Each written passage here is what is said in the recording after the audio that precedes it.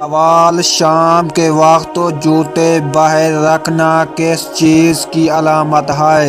جواب: شام کے وقت جوتے باہر رکھنے سے کوئی مصیبت یا علامت نہیں آتی، یہ محض ایک توہم پرستی ہے۔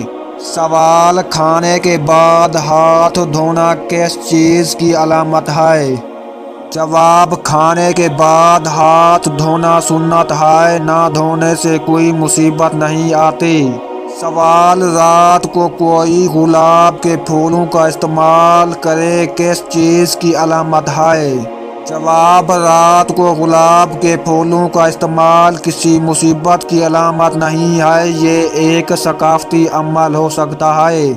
سوال: رات کو پتھر کے نیچے سو جانا کس چیز کی علامت ہے؟ جواب: رات کو پتھر کے نیچے سو جانا کوئی مصیبت کی علامت نہیں ہے، بلکہ یہ بے بنیاد بات ہے۔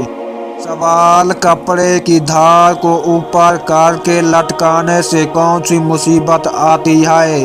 جواب: کپڑے کی دھار کو اوپر کر کے لٹکانے سے کوئی مصیبت نہیں آتی، یہ محض ایک توہم پرستی ہے۔ سوال: کس نبی نے اپنی قوم کو آگ سے بچایا؟